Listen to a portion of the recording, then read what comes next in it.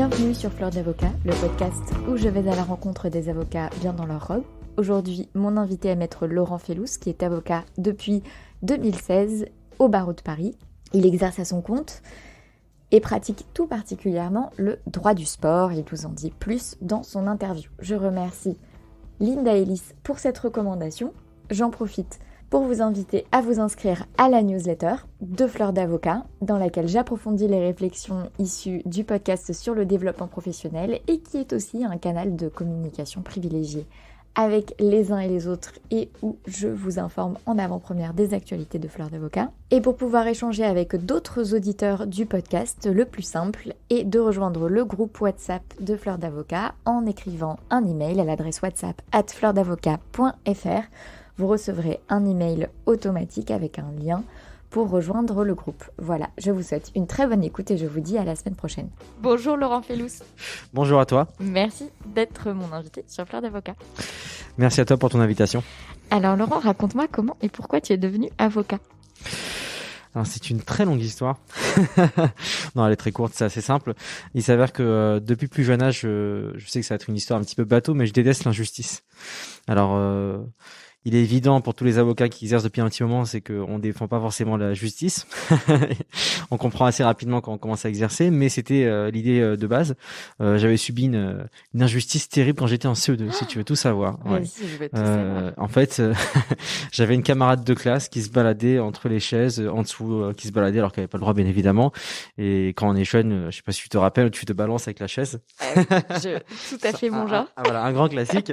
Il s'avère qu'au moment où je me suis rabattu, elle était en dessous parce que madame se baladait partout dans la classe et du coup elle s'était fait très mal à la main, etc. Elle a commencé à pleurer. Du coup la fameuse maîtresse de l'époque elle avait prise dans ses bras, etc. Moi je m'étais fait renvoyer parce que je m'étais fait renvoyer de la classe. J'étais parti chez la directrice et ça m'avait mis dans un état de nerfs mais incroyable. Jusqu'à maintenant j'ai encore cette injustice en moi qui m'a marqué et qui du coup s'est transformée en un souhait quotidien de promouvoir la justice. Alors je sais que c'est plus facile à dire qu'à faire, mais voilà, au quotidien on essaye chaque petite victoire, c'est une victoire.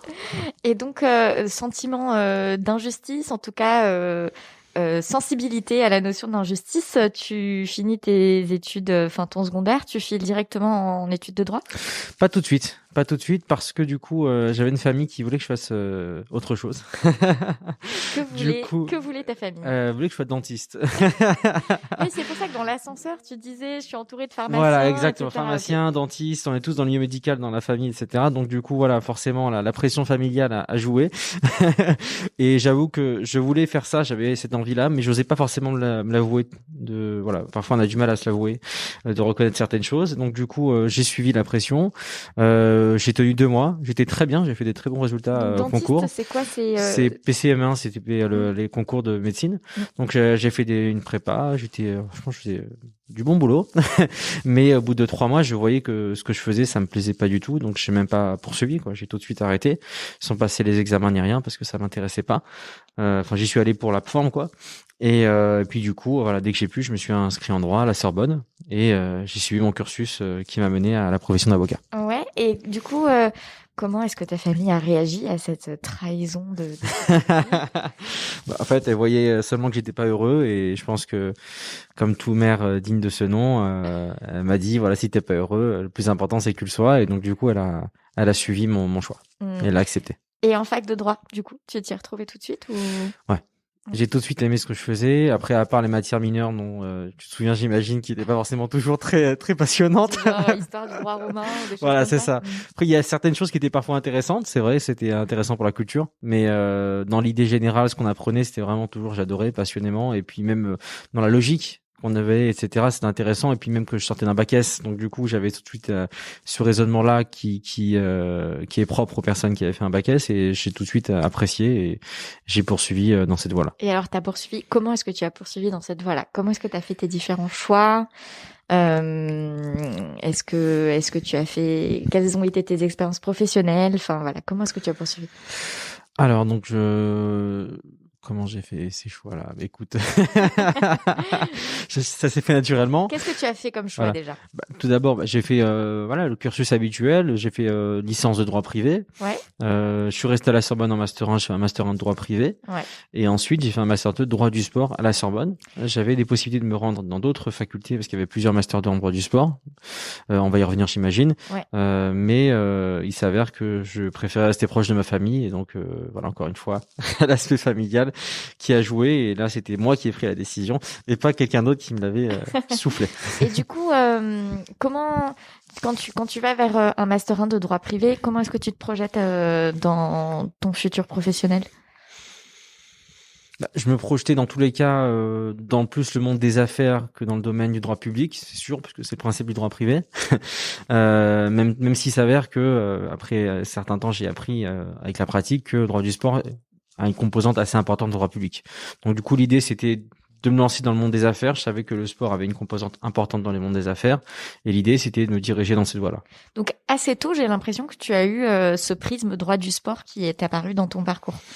Depuis le départ, en fait, depuis mon plus jeune âge, je pratique énormément le sport. Tu pratiques quel sport? Je pratiquais maintenant un peu moins avec la famille. On a moins de temps avec les enfants. Mais je pratiquais beaucoup le foot, du cyclisme. Je courais énormément.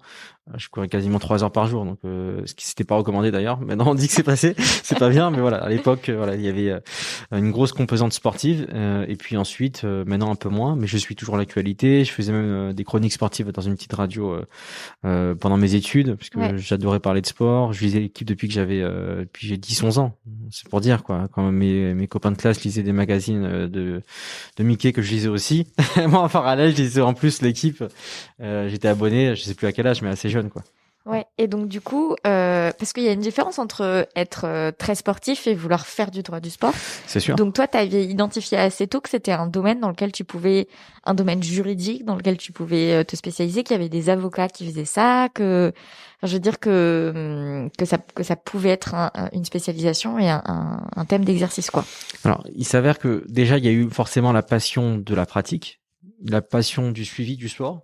Et ensuite, la passion du droit, puisque j'ai beaucoup aimé le droit. Donc l'idée, c'était de trouver une manière de faire jouer chacune de ces passions-là. Ouais. Et ensuite, il y avait aussi une réflexion un peu plus poussée sur le métier d'avocat en droit du sport. Je me rendais compte qu'il y avait quelque chose à faire. Il y avait une petite modification, une ouverture un petit peu du droit et de l'avocature par rapport au sport, puisque je me rendais compte qu'il y avait notamment la loi du 28 mars 2011 qui prévoit notamment la possibilité pour un avocat d'être avocat mandataire sportif. Et du coup, ça c'était vraiment un mouvement qui était en train de se mettre en place. Il n'y avait pas encore beaucoup d'avocats qui étaient inscrits en tant qu'avocat mandataire sportif. Et l'idée, c'était de me lancer assez rapidement dans cette voie-là et faire partie des premiers qui puissent ouvrir la voie et travailler dans ce domaine-là. Ouais. Et est-ce que donc tu fais ton master 2 en droit du sport, est-ce que tu as fait des stages avant d'arriver en master 2? Non, seulement à partir du master 2. Ouais. Et là, en master 2, t'as fait un stage dans un cabinet spécialisé? Non, j'ai fait un stage au syndicat national des administratifs et assimilés du football. C'est un syndicat qui gère tous les administratifs qui travaillent au sein des clubs, notamment de football, qui a ses locaux au sein du siège de la Fédération française de football. Ouais. Donc ça m'a permis de côtoyer des personnalités incroyables du football au quotidien. Ouais. Je prenais ma pause déj avec ma pause de café, même clope, si on peut dire. Je sais plus si on aura de parler maintenant de ça. À l'époque, je fumais. Avec Willy Sagnol, j'imagine que tu connais Willy Sagnol. Non, ça ne me dit Non, rien. quand même. Mais je comprends qu'il faut que je connaisse de l'équipe cette de France qui a participé à beaucoup de campagnes de Ah oui, non, mais France. attends, mais les auditeurs de Fleur d'Avocat savent à quel point je débarque en foot, mais d'interview en interview, tu vois, je m'améliore, mais voilà. Oui, non, mais donc ce défenseur, bref. Willy Sagnol, ou parfois tu sors 5 minutes, tu croises Didier Deschamps. Voilà, c'est un milieu exceptionnel, c'est vraiment un cadre incroyable. À l'époque, je me rendais pas compte parce que j'étais jeune. Comme dit la chanson, j'étais jeune et con. Tu faisais quoi pour eux?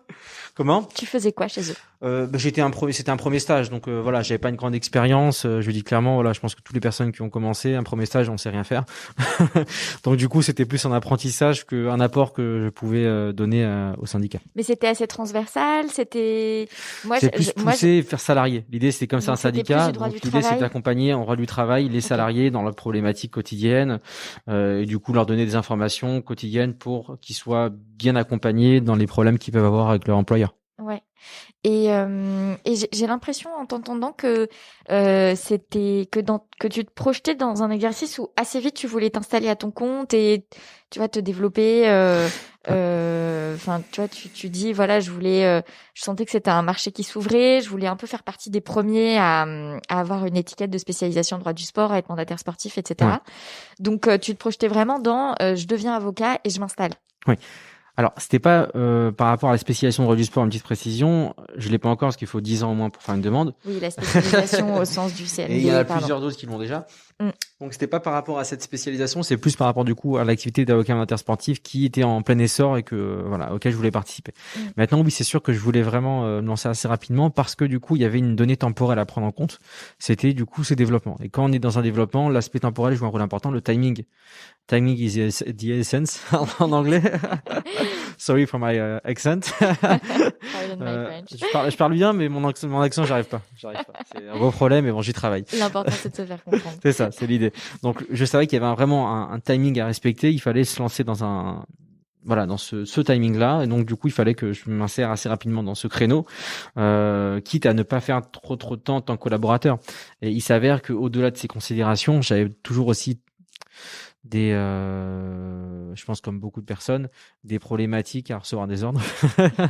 Il y a toujours beaucoup de problèmes par rapport à cela, même si voilà, j'ai apprécié les personnes pour qui j'ai travaillé, que ce soit en stage ou en collaboration. C'est des personnes qui je m'entendais super bien humainement. C'était des personnes vraiment exceptionnelles. Après, il s'avère que voilà, malheureusement, je voulais me lancer. Du coup, je voulais pas perdre trop de temps et du coup, j'ai pas appris toute tout le métier de l'avocat, toute la procédure, etc., des choses qu'on apprend généralement quand on est collaborateur. Je l'ai pas appris ou peu en tant que collaborateur. Je l'ai appris un petit peu, mais il me manquait encore beaucoup de choses. Mais je me disais que je l'apprendrais sur le tas. Attends, on va revenir sur tout ça. Donc ensuite, Oui. tu arrives à l'EFB. Ouais. T'as eu ton CRFPA du premier coup? Non, deuxième. Deuxième. Ouais. Non, mais en fait, c'est pas du tout pour, enfin, c'est pour rassurer les auditeurs qui ne l'ont pas du premier coup. Ah, Tu d'accord. vois, ça C'est une fait excellente. partie de... Voilà. Et juste pour préciser sur cette. Pour préciser sur cette petite sur CRFPA, ouais, il s'avère que j'avais raté de rien du tout. Donc c'est une question qui arrive souvent. C'est un problème Ouais. qui se pose pour beaucoup d'étudiants. Il Mm. faut jamais lâcher l'affaire, toujours persévérer. Je connais des personnes qui l'ont eu du troisième coup, des personnes qui ont qui l'ont raté 3 fois, qui ont fait docteur, qui l'ont eu, qui ont été juristes, qui maintenant s'éclatent dans ce qu'ils font. Voilà, chaque personne a sa propre voie et ça c'est quelque chose qu'on contrôle pas, mais il faut toujours garder un aspect positif. Ça c'est Ouais. important. Et tu intègres l'EFB, du coup, tes stages dans l'EFB, pareil, très orienté droit du sport? Oui. Alors, j'ai eu une chance assez incroyable à ce moment-là. Alors, on va parler de ta chance. Ah, C'était quoi cette chance? justement, c'est ce que j'allais dire. Il s'avère que je recherchais du coup un stage PPI, un stage final. Ouais. J'ai été en entretien, d'abord, je me rappelais l'ordre, en cabinet d'avocat. Le cabinet d'avocat, c'était FTPA, avec Fabrice Lorveau, qui est un département de droit du sport. Et il s'avère que l'un de ses clients recherchait à ce moment-là aussi un stage 6 mois plus tard.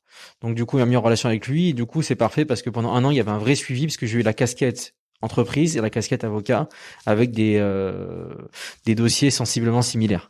Donc du coup, c'était vraiment un plus très important. Et du coup, comment ça s'est fait c'est cet avocat qui savait que son client cherchait un stagiaire pour dans 6 mois et du coup qui t'a dit ah bah tiens, il y a mon client, je peux faire passer ton CV. C'est toi qui as demandé. Je sais pas s'il savait. Il m'a dit s'il cherchait. Et je lui ai dit que je cherchais. À ce moment-là, il en a parlé avec son client. Et puis, du coup, voilà, ça s'est fait naturellement. Okay. Après, j'étais pas dans leur discussion, dans leur relation pour savoir exactement s'ils recherchaient ou s'ils avaient déjà eu l'occasion de faire ce genre de passerelle ou autre. J'en sais rien. En tout cas, il t'a demandé, quoi. Voilà, en tout cas, voilà. Et du coup, ça m'a beaucoup aidé. Et j'ai toujours, voilà, des bonnes relations avec eux, que j'apprécie beaucoup. Et comment ça s'est passé, ces stages? Alors, c'était très dur au départ. Je suis arrivé, avant de faire le stage en entreprise, j'ai fait le stage en cabinet. Je n'avais jamais fait de stage en cabinet et j'étais supposé d'être élève EFB. Donc, c'était très dur. J'arrivais, je ne savais strictement rien faire. Faut dire les choses telles qu'elles sont. Je suis totalement honnête, j'aime pas vendre du rêve. C'est ma marque de fabrique. L'idée, c'est que je ne savais strictement rien faire. Ma chance, encore une fois, c'était que j'étais avec dans le bureau avec un jeune avocat qui s'appelle Frédéric Goldberg. S'il lit, ça lui fera plaisir. Qui m'a pris, qui m'a pris par la main, qui me reprenait sans arrêt, qui m'apprenait énormément de choses, qui relisait tout ce que je rédigeais, qui qui m'a appris énormément de choses. Fabrice Lorveau aussi, qui a été hyper patient, qui savait que j'étais jeune, que j'avais beaucoup de choses à apprendre. Il savait que j'étais un petit peu parfois pas impétueux, mais j'avais besoin d'avancer vite, etc. Il savait me prendre avec patience et avec pédagogie. Donc voilà, j'ai eu la chance d'être entouré de personnes qui savaient qu'il fallait que j'apprenne, et au fur et à mesure, j'ai appris avec des sujets pourtant qui étaient hyper sensibles, hyper complexes juridiquement. Que ce soit des droits médias en matière de sport, c'est des données où il y a des problématiques juridiques très importantes. Il faut être vraiment très très pointilleux. Du coup, grâce à cet apprentissage, cette patience, cette pédagogie de la part de toute l'équipe, ça m'a beaucoup aidé et j'ai appris beaucoup de choses. Alors ça m'ouvre la porte et j'imagine que ton activité est peut-être similaire à celle de cet avocat chez qui tu as fait un stage, où tu vas corriger. Mais est-ce que quand tu dis droit du sport, c'est du coup effectivement les problématiques de droit des médias appliqués aux sportifs, j'imagine du droit des affaires avec des contrats, il y a peut-être des problématiques de propriété intellectuelle, tu as parlé de mandataires sportifs. Donc est-ce que tu peux un petit peu nous parler, en fait, moi c'est l'occasion de découvrir tout ce que recouvre le droit du sport. Alors est-ce que tu as 5-6 heures? Alors on va essayer de faire ça en plus court. 5-6 heures, je suis gentil encore. En fait, c'est un domaine qui est archi transversal parce que il y a déjà un droit qui est du sport pur et dur, qui a tendance à être reconnu comme tel. Mais donc c'est quoi le droit du sport pur et dur? Je vais y arriver. Le droit du sport pur et dur, donc c'est le droit du sport qui est avec un code du sport, une réglementation qui lui est propre, et il y a aussi du droit commun qui est appliqué au sport. Donc c'est deux données distinctes, deux droits distincts, mais qui finalement recouvrent des cas très très importants. L'idée, c'est que il y a, en fonction des acteurs, des droits qui sont distincts. Déjà, premièrement, il y a les acteurs institutionnels, des fédérations, les clubs, les entreprises qui ont des intérêts dans le sport ou non. Donc ça, par exemple, par rapport aux droits médias qu'on évoquait, typiquement, il y a les contrats afférents à la concession de droits médias, diffusion. Je ne sais pas si tu as entendu parler de la fameuse affaire Mediapro. Non. Non, mais j'imagine que c'est. Est-ce que dis-moi si je me trompe, mais est-ce que c'est par exemple qui peut diffuser quoi C'est ça, exactement. Les droits de diffusion d'une compétition sportive, tout simplement. Et donc du coup, il y a forcément des contrats qui prévoient les conditions financières, les conditions pratiques pour pouvoir les mettre en place. Il y a beaucoup de choses à prendre en considération. Les contrats, c'est des pavés assez importants. Et l'idée, c'est que voilà, ça c'est quelque chose que je faisais notamment dans le cadre de ce stage-là. Ouais. Et ça c'est un premier axe. Deuxième axe, c'est typiquement donc la gestion forcément des compétitions. Donc c'était stage chez Sport5 qui était Lagardère. Et du coup, il y avait toute la gestion, la création, l'organisation d'un événement sportif. C'était notamment la Coupe d'Afrique des Nations. Et l'idée, c'est que du coup, il faut savoir mettre en place toute une organisation avec des contrats de prestation de services auprès des prestataires qui sont sur place pour pouvoir mettre en place tout l'événement. Il y a les contrats de marketing, les contrats de billetterie, voilà, tout un tas de choses auxquelles on pense pas forcément, mais qui sont très importants. Ça, c'est dans le cadre, on va dire, institutionnel avec des événements. Mais il y a aussi tout ce qui a trait à l'accompagnement des sportifs, par exemple. En l'occurrence, il y a une part de droit du travail qui est importante forcément, parce que les sportifs, on va dire par exemple des footballeurs, parce que c'est quand même mon cœur de métier le plus important, ils sont soumis en France tout du moins à un contrat de travail avec leur employeur, donc c'est le droit du travail qui s'applique. Même si c'est le droit du travail qui s'applique, il y a quand même des spécificités afférentes au sport, avec notamment ce qu'on appelle des CDD spécifiques. Il y a aussi un préalable obligatoire de saisir une commission avant de saisir le conseil du prud'homme, dans certains cas de figure, etc. Donc il y a vraiment des spécificités propres à la pratique sportive qu'il faut bien connaître et bien maîtriser.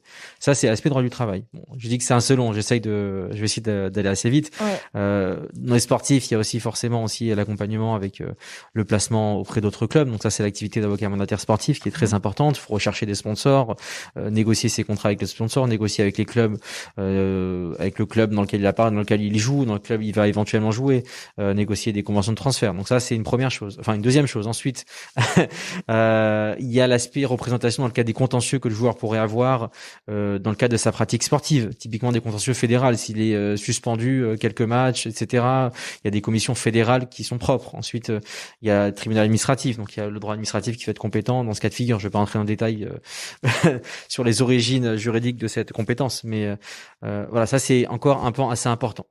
Au-delà de ça, il y a l'aspect commercial qui joue un rôle important parce qu'il y a beaucoup d'entreprises qui travaillent ou qui ont un intérêt dans le sport de près ou de loin, avec du coup des contrats de sponsoring qui vont pouvoir signer avec des clubs ou autres. Donc du coup, forcément, c'est des contrats d'affaires qui nécessitent un travail et des recherches juridiques assez importantes. Voilà. Ok. Et j'ai donc... évoqué que juste un tout petit peu. Non, hein. non, mais enfin, moi, ça m'intéresse. J'ai une dernière question. Tu as parlé de droit du sport pur avec un code du Code du sport. Et donc ça recouvre quoi? C'est les activités, c'est la régulation propre aux activités sportives. J'ai du mal. C'est ça, c'est exactement. En fait, par exemple, typiquement, ça, pour évoquer un sujet que j'ai l'occasion de traiter assez souvent, ça gère par exemple tout ce qui a trait au métier d'agent. Le métier d'agent, c'est un métier qui est typique et représentatif de la pratique sportive. Tant de ses intérêts que de ses dérives. Et l'idée, c'est que du coup, par exemple, dans le code du sport, il y a des articles qui prévoient dans quel cas de figure on peut être agent, qu'il faut avoir une licence pour pouvoir exercer, qu'il y a des incompatibilités si on a telle ou telle chose qu'on a déjà fait, si on a un casier judiciaire, etc. Okay. Voilà, typiquement, ce genre de choses. Quand il s'agit d'organiser un événement sportif, il y a aussi des règles à respecter. Lorsque il y a aussi typiquement, comme on évoquait l'affaire Mediapro tout à l'heure, c'est une affaire qui a secoué le football. En 2 mots, c'était du coup le diffuseur qui avait remporté l'appel d'offres pour diffuser le championnat de France de Ligue 1 et de Ligue 2. Et il s'avère qu'ils n'ont pas payé les montants qui étaient contractuellement convenus. Donc forcément, il y a eu un litige. Il y a un conciliateur qui a été désigné par le tribunal de commerce. Et l'idée, c'est que quand on fait un appel d'offres pour pouvoir déterminer qui va être le diffuseur, il y a des règles très spécifiques pour l'appel d'offres et elles sont notamment prévues dans le code du sport. Ok, voilà. Très bien, je comprends mieux. Voilà. Merci beaucoup. Il y a beaucoup de choses. Hein. non, mais pour ma culture personnelle et celle des auditeurs, c'est intéressant. Et donc toi, tu fais ces stages auprès de cet avocat et chez le client de cet avocat. Donc, avait quel type d'activité le client de l'avocat chez qui tu organisation, gestion d'événements sportifs. Ok, donc événements sportifs, très bien. Voilà. Et tu termines cette période et tu as parlé d'une collaboration. Donc, tu es quand même passé par une étape de collaboration. Tout à fait. Ouais. Alors, je vois de plus en plus de jeunes avocats qui se lancent d'emblée après le CAPA. Je trouve ça très très courageux. Je dis pas que c'est pas la bonne chose à faire, loin de là. Tout dépend du cas de figure, tout dépend du background. S'ils ont déjà fait des expériences, des stages, etc. Parfois, ils ont déjà fait 2-3 ans de stage et ils ont la carrure et l'expérience pour pouvoir se lancer. Dans tous les cas, ils ont jamais assez, c'est évident, parce qu'on apprend chaque jour, voilà, ça c'est certain. Mais l'idée, c'est que moi, personnellement, je me sentais pas capable encore. Et puis dans tous les cas, voilà, je voulais avoir quelque chose de sûr financièrement, c'est normal. Donc du coup, j'ai commencé par un stage. Au départ, j'ai cherché pendant un petit moment en droit du sport dans un cabinet d'avocats. À l'époque, il n'y avait pas autant de cabinets que maintenant. Il y en a de plus en plus. Il y en avait, je sais plus, une vingtaine, 25 max, voire 30 au grand maximum, ce qui est très très peu, sachant qu'il y avait quand même au moins 5-6 masters en droit du sport déjà en France. Donc du coup, la concurrence était très rude et certains masters avaient des arrangements, des accords, etc. via leur réseau. Donc du coup, voilà. Pour ma part, j'ai pas réussi à trouver un stage en une collaboration en cabinet d'avocat en droit du sport. Donc du coup, j'ai cherché autre chose parce qu'il fallait bien gagner sa vie. Et tout de suite, en dépit de ma recherche et de la première collaboration que j'ai fait chez Fiona Bourdon, qui était spécialisée en droit bancaire, il s'avère qu'en parallèle, j'ai tout de suite mis en place dès le départ, dès que j'ai prêté serment, j'ai commencé à travailler le développement de l'activité en droit du sport. Voilà. Via donc, notamment une présence de ta clientèle perso. Voilà, via une présence sur les réseaux sociaux, via des communications, des articles, toute une stratégie que j'avais mis en place. Mais alors, parlons-en de cette stratégie. Donc là, tu prêtes serment, tu trouves cette collaboration en droit bancaire, tu sais que c'est pas ce que tu veux faire à long terme, mais de manière temporaire, on est bien content d'avoir une collaboration et puis d'apprendre aussi le métier. Bien sûr. Mais par contre, tout de suite, tu te dis, je veux développer ma clientèle personnelle. Tout à fait. Et là, comment tu voulais développer auprès de qui? C'était quoi tes activités rêvées? Tu as parlé d'une stratégie réseaux sociaux. Comment est-ce que tu as mis tout ça en place? Raconte-moi tout. Alors, j'avais pas la lucidité et le recul nécessaire pour mettre en place une stratégie globale telle qu'on peut en voir de nos jours avec tout un business plan, tout un plan marketing de développement, etc. Non, c'était vraiment, on va dire une idée directrice auquel j'ai essayé de me tenir avec des engagements que je m'étais fixé, on va dire, de C'était manière quoi cette idée directrice? hebdomadaire. L'idée directrice, c'est de me faire un nom. De te faire un nom Voilà. sur quelle problématique? Sur le droit du sport. Droit du sport? Sans En général? En général. Après, Ok. il y a beaucoup de confrères qui exercent dans une composante particulière du droit du sport. Pour ma part, je me suis pas fixé limite au début. Je me suis dit droit du sport, quel que soit le domaine. Et puis, au fur et à mesure, on va affiner en fonction des clients, des retours et mais aussi de ma sensibilité forcément. Ouais. Donc du coup voilà, au fur et à mesure, je m'engageais notamment à faire une communication une fois par semaine, ou un article, soit une communication, soit un article, soit un petit post, soit si c'était une petite revue quand il s'agissait d'un arrêt intéressant. Voilà, je m'étais vraiment engagé à faire ça, à rajouter des personnes sur les réseaux sociaux, à être présent, voilà, de manière importante. Donc ça, c'était quelque chose qui sur les réseaux sociaux? Des personnes qui étaient de près ou de loin dans l'industrie du sport, tout simplement. Donc pas que des confrères non, pas que des confrères, mais des personnes de l'industrie du sport, donc j'imagine des agents, des fédérations, des fédérations, des personnes qui travaillent au sein des fédérations, des responsables, des confrères aussi parfois forcément, des juristes au sein de clubs, des sociétés qui avaient des intérêts de près ou de loin dans le sport, voilà, des médias, voilà. Je me suis pas limité encore une fois, c'était vraiment un travail de longue haleine. Je savais que c'était sur le long terme que je mettais en place cette stratégie-là, mais l'idée c'était de petit à petit me faire un petit réseau, puisque je me rendais compte que ça jouait un rôle de plus en plus important. Et donc tu te connectes avec ces personnes sur les réseaux sociaux. Est-ce que tu interagis avec elles? Est-ce que tu arrives à entamer des discussions, ou est-ce que c'est juste on se connecte, vous êtes dans mon réseau, vous voyez mes activités et éventuellement ça mènera à un échange plus Ça dépend des cas. Ça dépend des cas. Pour ma part, je n'allais pas généralement envoyer des messages sur les réseaux sociaux. Je n'étais pas proactif en ce sens. Après, si m'envoyait des messages, je répondais. Ça pouvait arriver. Tout dépendait des cas de figure. Et au bout est-ce que tu as le souvenir de certains posts qui ont particulièrement bien fonctionné, ou de petites choses où tu t'es dit ah tiens ça marche bien, ça marche moins bien, et qui t'ont aidé à définir ou redéfinir justement ce que tu faisais comme action de communication? Alors, je me rendais compte que les articles qui traitaient de sujets footballistiques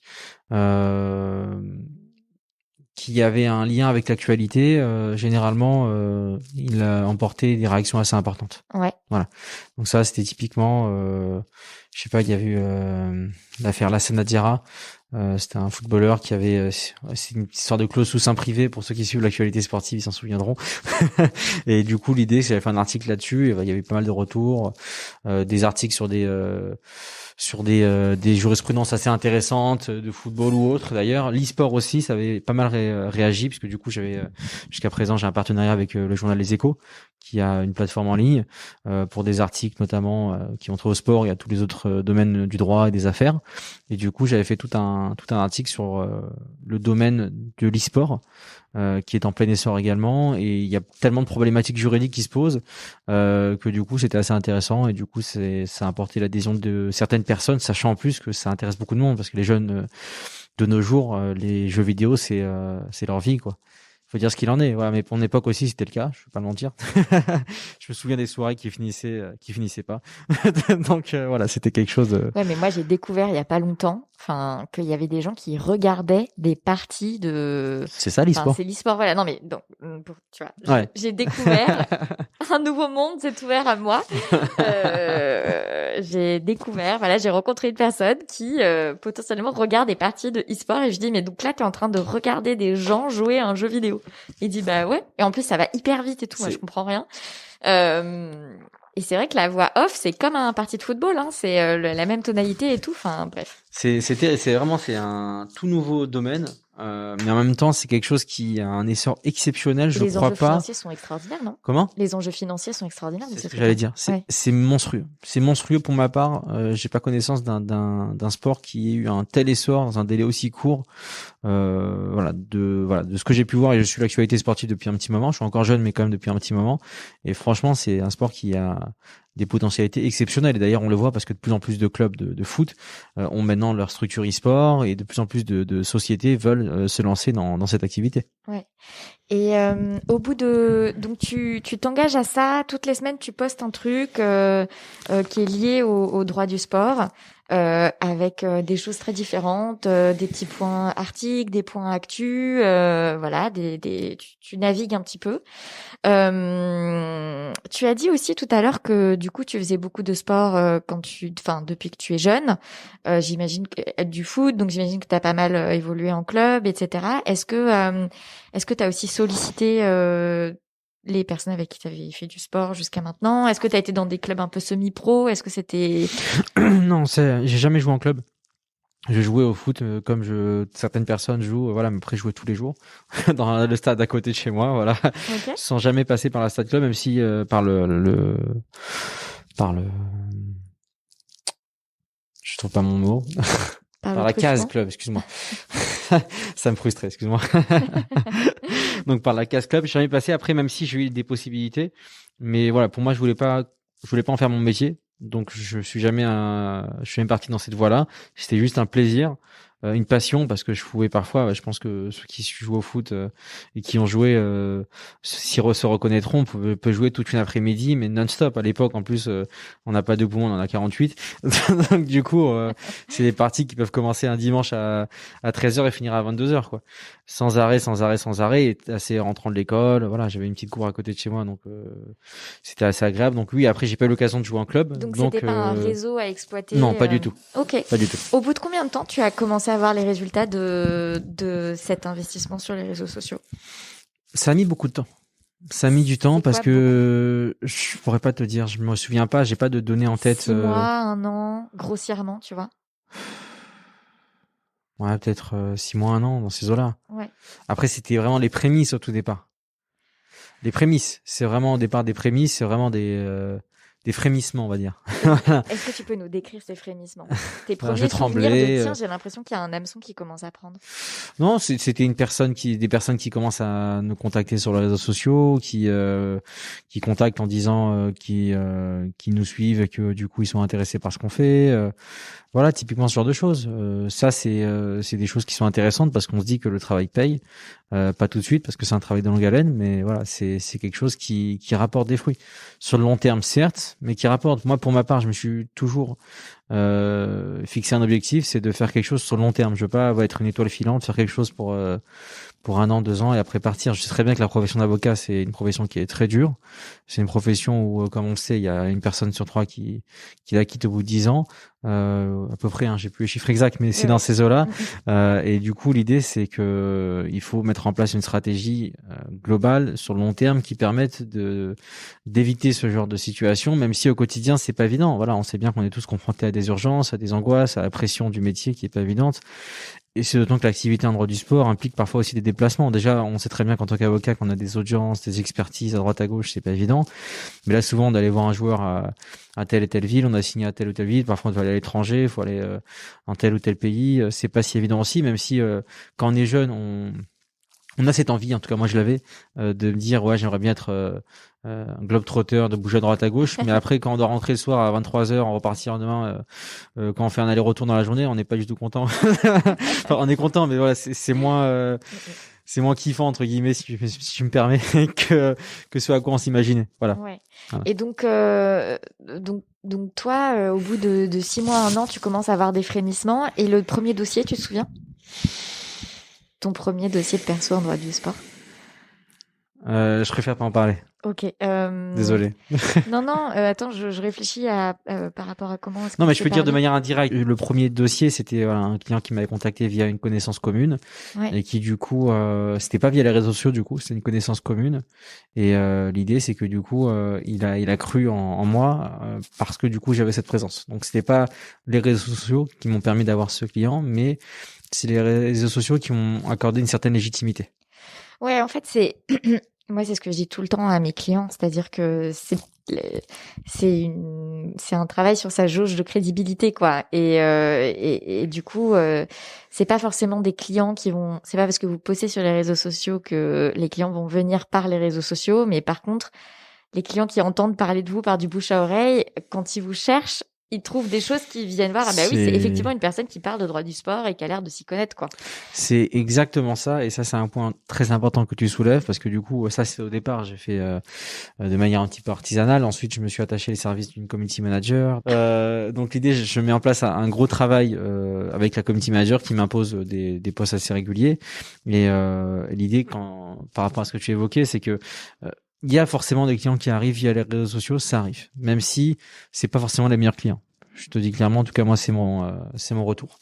Par contre, une personne, quelle qu'elle soit maintenant, de nos jours en 2021, avant même d'aller consulter un docteur, un médecin, qui que ce soit, elle va taper sur Google le nom. Ouais. Ça, c'est, on va dire 80 à 90% des personnes normales et qui ont accès à Internet.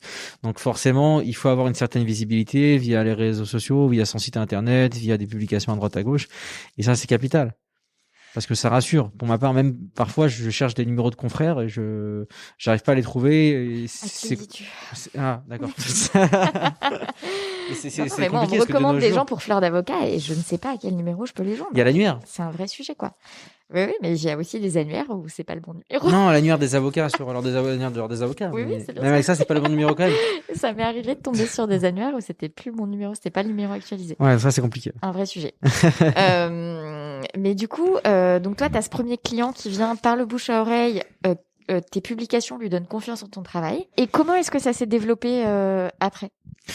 Ça s'est développé par le bouche à oreille. Encore une fois, l'idée c'est que voilà, premier client, d'autres clients aussi forcément, d'autres domaines, d'autres problématiques, des contrats, des contentieux, des conseils, etc. Et ensuite des confrères qu'on côtoie. J'ai souvent aussi participé. Enfin, petit à petit, je me suis mis à participer à des colloques en droit du sport avec des confrères, etc. Donc histoire de faire aussi un réseau auprès des confrères, c'est super important parce que moi j'ai des confrères en droit du sport avec qui je m'entends super bien. C'est des très bons amis. Est-ce que tu veux donner leur nom ? Bien sûr, avec plaisir.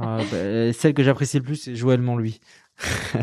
Joël Montluy que j'aime beaucoup. J'ai été fan juste avant de te recevoir avec elle. Voilà, j'aime beaucoup parce qu'on a une relation franche, honnête. On s'envoie des clients quand il y a besoin, quand on peut pas. J'ai aussi Thierry Chiron avec qui je m'entends très très bien. Les deux d'ailleurs, je les ai connus grâce à l'ACE. Ouais. Et les deux sont coprésidents de la commission en droit du sport.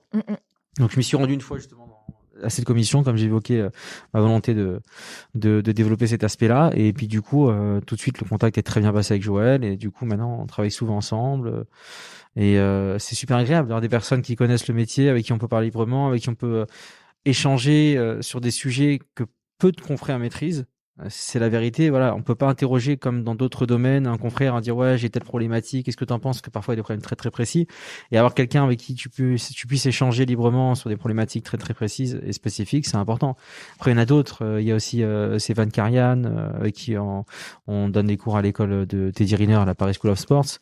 Il y a aussi Badou Sambaké qui est aussi un avocat mandataire sportif avec qui on échange de temps en temps. Voilà, c'est des confrères où j'ai pas non plus la même relation que je pourrais avoir avec Joël ou avec Thierry, mais c'est des confrères avec qui j'ai des affinités, on va dire. Voilà. Et ça m'ouvre la porte au fait que du coup, toi, tu t'es lancé là-dedans alors que tu étais quand même jeune avocat. Ouais, tout à fait. Et qu'en plus, ta collaboration, c'était pas dans cette matière de spécialité.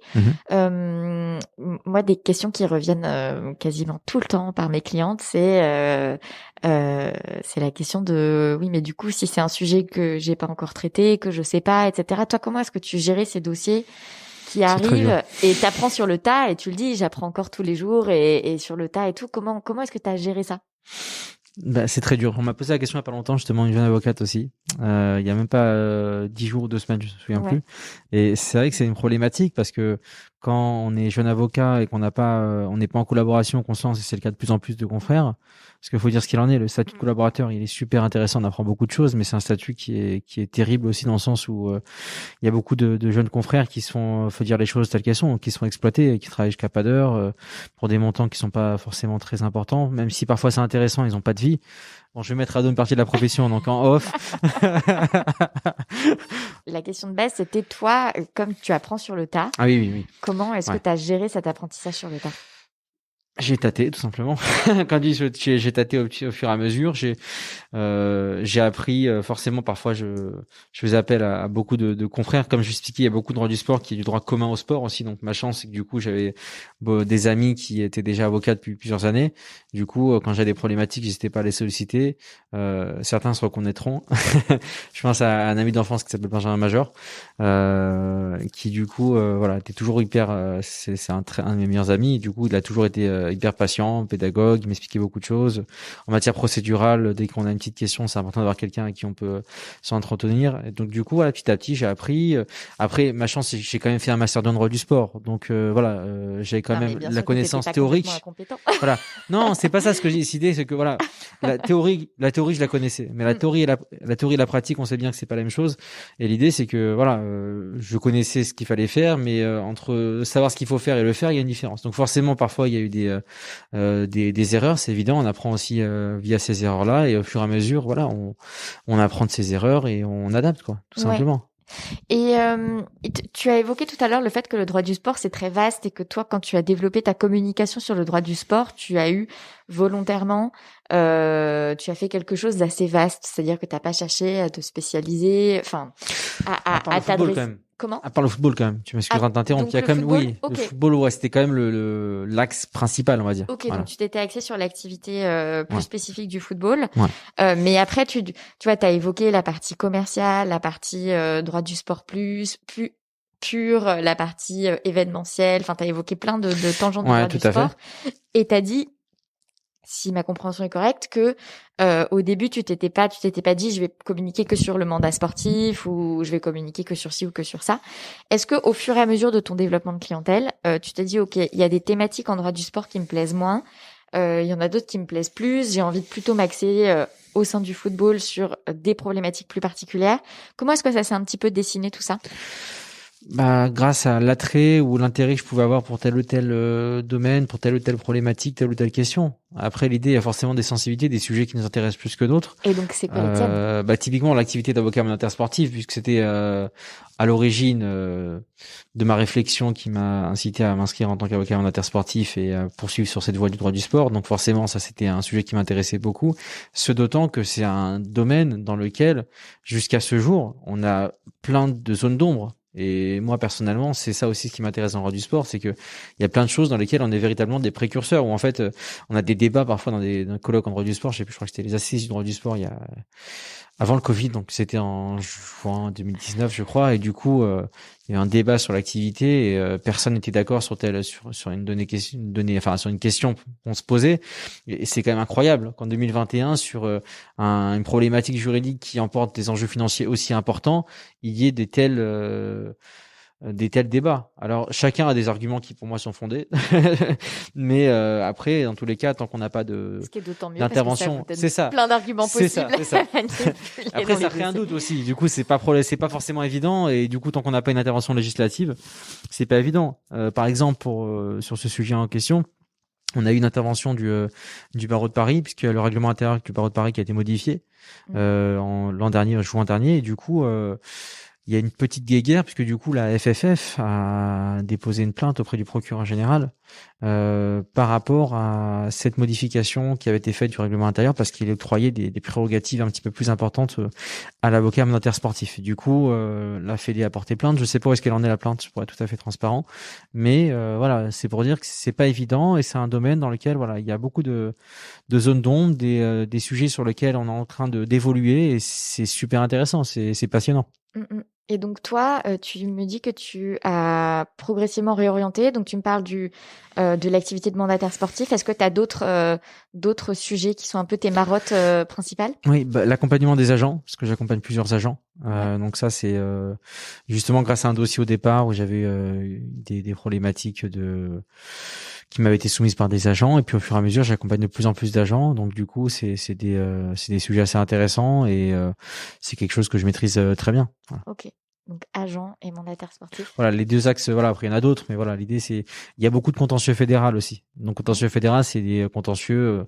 Je représente pas mal de clubs dans le cadre des contentieux qu'ils peuvent avoir auprès des commissions fédérales. Voilà. Ouais.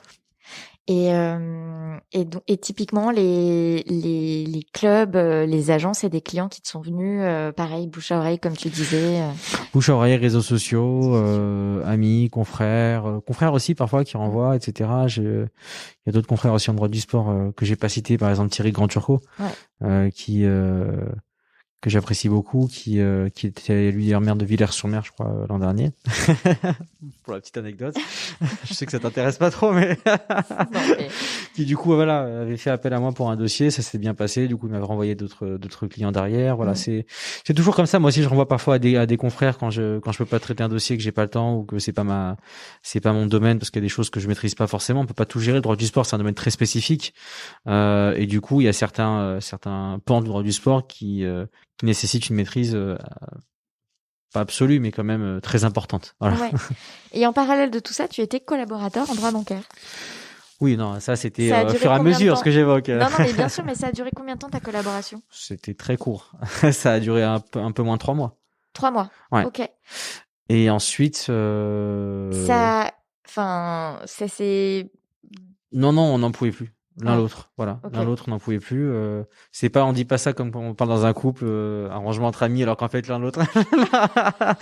C'était véritablement, voilà, tous les deux, voilà, on s'est assis, on voyait que c'était problématique et voilà, on a dit, on voyait que c'était, voilà, moi j'étais pas ce que je voulais faire. Il fallait forcément que je trouve qu'il y ait un petit travail au départ. Elle voyait que j'étais pas épanoui là-dedans aussi. Donc du coup, forcément, voilà, on s'est assis et du coup, on a discuté. Et là, t'as trouvé une autre collaboration? Voilà, je sais plus combien de temps après, peu de temps après, chez Martine Benaïm, Ouais. qui du coup était plus droit général, donc beaucoup de domaines. Ouais. Et là, déjà avec Fiona Bourdon, c'était le premier cabinet en droit bancaire, j'ai appris beaucoup de la rigueur parce que c'était important dans le sens où il y avait beaucoup de dossiers qui se répétaient. Donc il fallait être très très méticuleux, rigoureux. Et avec Martine Benaïm, j'ai aussi confirmé cette qualité-là et surtout appris énormément sur la procédure parce elle a toujours d'ailleurs, je lui souhaite une très longue vie, une grande qualité dans ses écritures, c'était une cohérence exceptionnelle. Parce que je vois beaucoup d'écritures de confrères. Après, on n'a pas le temps parfois, on a tellement de trucs à rédiger. Du coup, elle prenait le temps de faire en sorte que c'était pas seulement 3 arguments qui étaient évoqués, tel et tel argument. Il y a toujours une cohérence dans ses propos, de telle sorte que ça se lise assez facilement, que ça emporte l'adhésion du juge. Il y avait vraiment une ligne directrice qui était toujours assez facilement, qu'on ressortait assez facilement des écritures. Et du coup, ça, j'ai vraiment appris de cette manière de rédiger, qui reprenait énormément, et j'ai appris beaucoup. Après, je suis pas resté longtemps, je suis resté que 6 mois. Ouais. Mais même 6 mois, je trouve que ça a été une école assez intéressante au niveau des écritures, parce que je suis sorti derrière, j'étais plus même avocat. Ouais. Parce que je rédigeais différemment, et encore maintenant, chaque fois que je rédige des nouvelles écritures, tu penses à elle. Je pense à elle véritablement. J'apprends, et quand on me dit parfois c'est des belles écritures, etc., on me le dit parfois, ça fait plaisir. Même parfois des confrères, ça m'arrive. Et du coup, je pense à elle parce que je sais qu'elle a cette qualité-là, d'être très très pointilleuse, de prendre en chacun des éléments. J'avais encore plein de choses à apprendre forcément. Quand je suis arrivé chez elle, elle a eu la patience et la pédagogie de me transmettre beaucoup de choses. Et ça s'est terminé pour Non, pour le coup là, c'est moi qui voulais partir parce que l'autre aussi, hein, pareil, hein, c'était pareil. En fait, l'autre, on était tous les deux, on sentait qu'il y avait quelque chose qui allait pas. Là, je sentais qu'il fallait que je me lance. Au départ, on a commencé à réduire avec un mi-temps. Ouais. Comme beaucoup de confrères le font. Ouais. On s'est rendu compte assez rapidement que le mi-temps, c'est très compliqué à mettre en place en pratique, parce que parfois il y a des urgences, etc. Voilà, je pense que tous ceux qui ont fait un mi-temps savent très bien de quoi je parle. Et du coup, j'ai dit voilà, bon, on va rester là. Et du coup, je me suis lancé assez rapidement. Il s'avère qu'il y a aussi un événement personnel dans ma vie familiale qui a fait que du coup il fallait que je me lance. Pas qu'il fallait que je me lance, c'était que du coup j'avais besoin d'avoir une certaine latitude dans l'organisation de mon emploi du temps. J'en avais besoin parce que j'avais beaucoup d'impératifs personnels à gérer. Ouais. Et du coup il fallait absolument que je sois à mon compte. Donc du coup l'un dans l'autre, j'ai dit allez, on y va. Et sachant que donc globalement si mes petits calculs sont bons, ça veut dire que là t'as entre 8 et 10 mois de barreau. C'est ça. Non, 1 an au total, parce que du coup, j'ai le temps de trouver, etc. aussi. Tu connais le temps de latence. Ouais. Donc 1 an de barreau, et sachant que tu as dit tout à l'heure que ton temps de développement, enfin, tu vois, ton temps d'implication, de développement, t'as commencé à avoir des frémissements de tout ça au bout de 6 mois, 1 an. Ouais. Donc, j'en déduis que quand tu t'es lancé, t'avais pas encore un un carnet de clients Pas du tout. riche. C'est vraiment bon. Ok, maintenant je me mets à mon compte et je me dédie à plein à mon développement, mais t'avais pas déjà une bonne base de clients, quoi. Non, pas du tout. J'avais quelques clients, des clients qui déjà étaient des bons clients qui avaient déjà fait appel à moi à plusieurs reprises. Ouais. Et du coup, je savais que même avec un réseau, ils n'hésitaient pas à transmettre mes coordonnées à leur réseau. Donc du coup, petit à petit, voilà, je savais que je faisais du bon travail, ça le plus important. Ouais. D'être rigoureux, d'être pointilleux, d'être efficace dans ce qu'on fait, parce que dans ce métier, il faut être très efficace et assez réactif. Bon, pas que dans ce domaine d'ailleurs, je pense. Je pense dans quasiment tous les domaines du droit. Donc voilà, je me suis dit j'y vais. Je savais très bien que ça allait être très dur au départ, ça l'a été. Faut pas se cacher. Encore une fois, je me targue toujours de dire des choses de manière transparente et je poursuis là-dessus. Je sais que ça fait pas vendeur, ça vend pas du rêve, mais au moins j'ai le mérite d'être honnête et d'être transparent. Au départ, c'était très très difficile, mais voilà, j'ai gardé en tête ma ligne directrice, j'ai gardé en tête mon objectif. Je m'étais mis d'accord avec ma femme de partir dans cette voie-là et du coup, voilà, je savais qu'on avait un objectif et voilà. Puis au fur et à mesure. On a poursuivi, on a travaillé. Voilà, c'est un travail de longue haleine, c'est un travail d'équipe. Il y a pas de secret. Voilà. Après, dans tous les cas, c'est pas évident au départ, mais voilà, il faut se lancer, il faut y aller. Ouais. Et au bout de combien de temps est-ce que tu t'es dit, ça y est, mon activité, elle est à flot? Genre, j'ai confiance, mon flux de revenus, j'ai confiance en mon flux de revenus, tu vois, au bout de combien de temps t'as un peu, je sais pas si sorti la tête de l'eau, mais en tout cas, tu te sens confiant dans ton... Non, c'est pas au niveau du moment où j'étais à flot que j'ai senti la confiance venir, c'est au bout de quelques mois. Quelques mois, c'est peu finalement. Mais au bout de quelques mois, finalement, quand on comprend un petit peu les tenants aboutissants, on comprend certains axes de développement qui sont importants, etc. On apprend à mieux travailler, on apprend à être plus efficace, on apprend certaines choses qu'on connaissait pas au départ. Et au fur et à mesure, voilà, à partir du moment où on connaît comment dire, pas ces critères-là, plutôt, c'est pas ces critères-là. Ces forces, ce qui fonctionne. Ouais, c'est ça, ces axes plutôt de développement ou ces forces-là, quand à partir du moment où on commence à les connaître, là, on a plus confiance et du coup, on sait qu'il y a quelque chose qui rentrera quoi qu'il arrive. Ouais. Voilà, après, en tous les cas, on n'est jamais sûr. N'importe quelle personne qui travaille exercice individuel, même qu'il a déjà une clientèle depuis longtemps, il sait pertinemment qu'on ne sait jamais à quelle sauce on va être mangé. Il sait très bien qu'on peut avoir des mois exceptionnels comme des mois moins bons. C'est propre de l'exercice individuel et quand on se lance au départ ou l'entrepreneuriat en général, c'est ça. Mais voilà, après, dans tous les cas, quand on croit en notre projet, qu'on a mis en place une stratégie et que c'est un domaine qui a été initialement considéré comme étant porteur et qu'il est véritablement, à mon sens, voilà, on a ce qu'il faut pour réussir si tant est que le travail est fait correctement. Bon, ça fait quand même beaucoup de conditions, mais... non, mais c'est intéressant je trouve ça intéressant que tu décorrèles ta confiance et je trouve ça super que tu décorrèles ta confiance de ton flux de revenus. C'est-à-dire que tu vois, tu dis que ta confiance elle est venue au bout de quelques mois et que c'était pas forcément concomitant au fait d'avoir un flux de revenus régulier et en lequel tu te disais bon bah ça y est, enfin je veux dire bon, ok bien sûr il y a des très bons mois, il y aura des mois qui seront un petit peu moins bien, il y a une fluctuation dans le type de revenus. Reste que je sens que mon activité elle est lancée et elle tourne. Ouais. Et qu'en fait ta confiance elle est venue de te dire ben non j'ai une stratégie, je m'y tiens, je sais que je fais le travail derrière et que le travail va payer et voilà, je le souligne parce que je trouve ça intéressant de voir les choses de cette perspective-là, quoi. Une espèce de foi C'est gentil. en les résultats du travail, de toutes les actions de développement que tu mettais en place. Et au bout de combien de temps, tu dis que tu travailles avec une community manager sur tes sujets.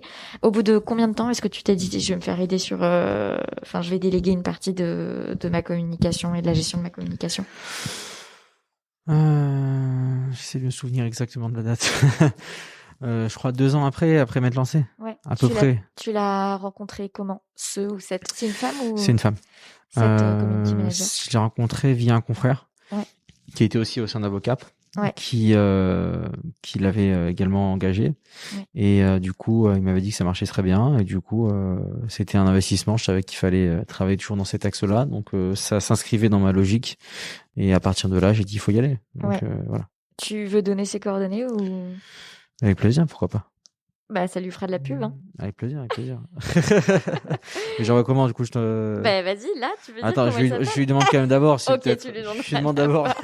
Mais avec plaisir, je lui demande si elle veut, avec plaisir. Tu veux que j'envoie un message avec elle tout de suite avant d'oublier? Non, t'inquiète. Ok, on fera d'accord. ça. Parce que tu sais, moi j'ai appris une chose, c'est petit aparté, c'est que on a tellement de choses en tête quand je fais pas tout de suite après. Alors vas-y, fais-le tout de suite. Voilà. Salut Johanna, j'espère que tu vas bien. Écoute, je t'envoie ce petit message de manière assez originale. C'est fait. Ok, donc au bout de 2 ans, tu commences à travailler avec cette community manager. Ouais. Ouais. Et qui travaillait déjà avec des avocats, donc qui est habitué à la matière juridique et à travailler à partir de ça. Mhm. Ok. Et t'es content? Ouais, très content. Ça t'a déchargé de... Ah ouais, franchement, c'est parce que voilà, comme je m'étais astreint après, je tenais plus, faut être tout à fait transparent, une fois par semaine, j'ai très vite pas tenu parce que après on n'a plus forcément le temps. Au départ, on a moins de travail parce que j'étais encore en recherche, etc. Après, je travaillais, etc. Et après, bon, quand je maintenais dans tous les cas quelque chose de régulier, mais c'était pas aussi régulier. Donc du coup, ça m'a déchargé. Et du coup, il y avait un professionnalisme aussi, puisque j'ai certains clients qui me l'ont dit. On voit la différence avant-après. Parce que du coup, forcément, je savais rédiger, parce que quand on est avocat, on sait tous rédiger. Mais voilà, il y a une manière de rédiger quand on poste des articles ou autres sur les réseaux sociaux. Et ça, du coup, ça m'a donné un plus non négligeable.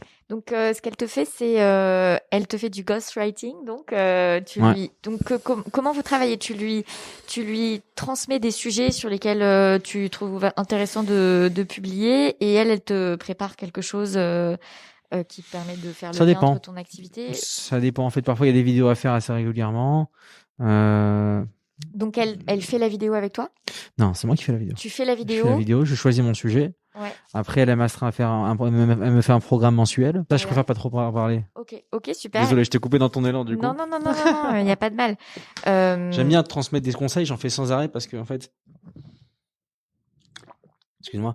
D'ailleurs, j'ai souvent des jeunes avocats qui me envoient des messages par rapport à l'activité de droit du sport, et j'hésite pas à leur répondre assez régulièrement sur des questions, etc. Donc, quand je peux aider, j'aide avec plaisir. Comme moi, on m'a aidé quand je viens à peine de débuter, il y a aucun problème. Donc, c'est avec plaisir.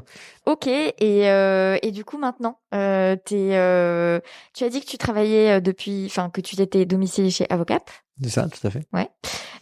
Qui est donc un espace de coworking d'avocats. C'est ça. Et comment est-ce que tu projettes ton activité maintenant? Qu'est-ce que tu as envie de faire pour ton développement d'activité? Pour ma part, je continue à développer la clientèle en droit du sport et autres, parce que je fais pas que du droit du sport, bien évidemment, puisqu'il y a beaucoup de droits communs appliqués au sport. Donc, je fais aussi beaucoup de droit des contrats, de droit du travail, droit des affaires en règle générale, en conseil ou en contentieux. Et l'idée, c'est que du coup, continuer à développer cet axe-là du droit du sport, continuer à développer le développement de l'accompagnement des sportifs. Il y a l'activité d'avocat mandataire sportif que je développe. J'ai mis en place. Quand est-ce que ça va être diffusé? Eh bien, écoute, j'hésite encore entre 2 dates. Bon, laisse tomber. Mais non, attends. Non, dans le doute, laisse tomber. Non, dans le doute, je préfère attendre que ça soit acté. Après, je te dirai. C'est de je t'enverrai un petit message. Non, je t'expliquerai. Je préfère vraiment attendre que ça soit fait, parce que j'ai appris à mes dépens dans ce milieu-là. C'est un milieu où on n'est jamais sûr tant que c'est pas fait, effectivement.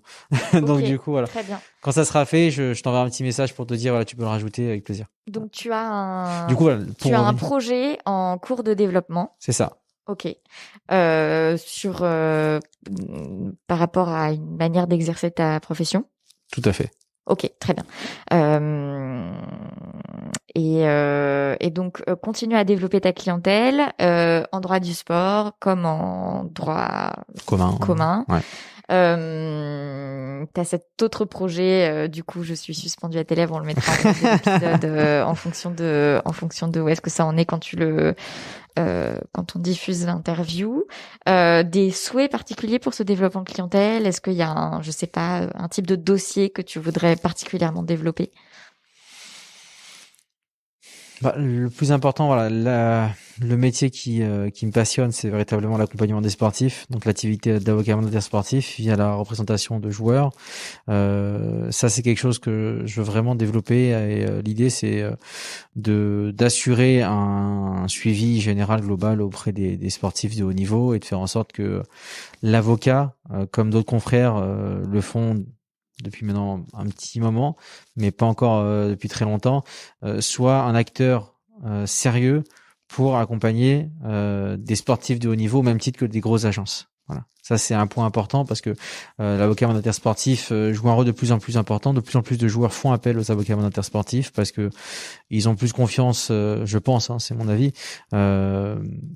Éventuellement, la déontologie de l'avocat, c'est un plus qui est pas négligeable. Que certains agents qui parfois peuvent s'avérer un petit peu véreux, même s'il y a d'excellents agents avec qui je travaille, et pas que avec qui je travaille. Voilà, des agents qui font de très très bon travail, mais il y a aussi forcément certains agents qui vont pas faire le travail comme il faut.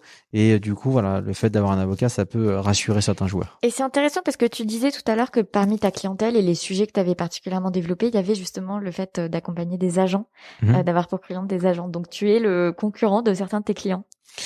C'est vrai. C'est vrai. Non, mais est-ce que ça pose sujet ou pas du tout? Potentiellement, s'il y a conflit d'intérêt, évidemment, voilà. Indépendamment du conflit d'intérêt. Voilà, ça c'est évident. Dans tous les cas, tout de suite, je fais en sorte de prendre les mesures nécessaires. Mais après, indépendamment de ça, bien évidemment, si s'avère que sur un joueur nous sommes en conflit ou en tout cas avec un agent client ou comment dire ça de manière diplomatique. Non, l'idée c'est que moi je ne marche jamais sur les plates-bandes des agents avec qui je travaille, ça c'est certain, et même des autres agents. Dans tous les cas, c'est un milieu où on n'est pas tant que ça qui avons une certaine légitimité dans ce milieu parce que c'est pas si évident. Il faut avoir un certain passé, une certaine expérience, une certaine compétence. Donc du coup, je travaille souvent plus en collaboration avec les agents que en opposition. C'est assez fréquent. Voilà. Et tu disais que les joueurs, enfin que tu voyais un avantage dans la confiance en ton activité que peuvent avoir les joueurs pour un agent d'une certaine manière. Pour un avocat. Pour un avocat. Non, mais je veux dire pour ce rôle de mandataire qui peut être couvert par un avocat mandataire sportif comme il peut être couvert par un agent. Tu vois dans tes clients pour du mandat sportif, donc le fait que tu as la sensation qu'ils ont une confiance accrue du fait que tu es avocat. Ça rassure, en même temps ça inquiète. Parce que ça rassure dans le sens où un avocat c'est un certain prestige, on le sait tous, donc c'est sûr que quand un avocat on se dit voilà, l'avocat il va pas se permettre de faire des coups bas que d'autres pourraient éventuellement faire. Maintenant ça peut aussi inquiéter parce que forcément quand on est avec un avocat on se dit s'il y a un problème l'avocat il va pas me louper. Donc du coup c'est un juste milieu à trouver. Et en même temps c'est là où c'est intéressant de travailler avec un agent parce que du coup l'agent peut gérer l'aspect on va dire, il peut gérer l'aspect terrain auprès du joueur, etc., être fréquent, et l'avocat gérer l'aspect juridique stricto sensu. Donc c'est dans ce sens que je disais, voilà, on travaille beaucoup avec les agents parce que un avocat en intersportif, en tout cas pour ma part, je ne peux pas me permettre d'être toujours sur le terrain auprès des joueurs, même s'il y en a qui le font, mais c'est pas si évident au quotidien de gérer avec les autres dossiers. Donc c'est un juste milieu à trouver. Ok. Voilà. Quelle est ta dernière joie? Ma dernière joie dans le métier? Ta dernière joie. Ma dernière joie, ma fille et mon fils ont été acceptés à la crèche, à la garderie pendant le confinement. Une joie qui parlera à tous les parents. Ça, c'était une sacrée joie, ça. Comme ma femme est professionnelle de santé. Je te disais tout à l'heure, du coup, je me suis dit, je vais devoir galérer pour le travail, pour garder les enfants, et en même temps travailler, gérer les programmes qu'ils lui ont fait, etc. Donc, du coup, heureusement, voilà, j'ai eu la réponse en début de semaine. Et du coup, c'était une joie importante. Mais je pense une joie, vraiment, en laquelle se reconnaîtront beaucoup d'auditeurs. Ouais. Et qu'est-ce que tu portes sous ta robe? Ça dépend. Costume. Costume, et parfois, j'avoue, je vais pas le mentir, je pense comme beaucoup de confrères, le fait d'avoir la robe, ça nous permet de nous mettre un peu plus à l'aise en dessous. Donc, toute transparence. Voilà. Merci beaucoup, Laurent. Merci à toi, c'était un plaisir.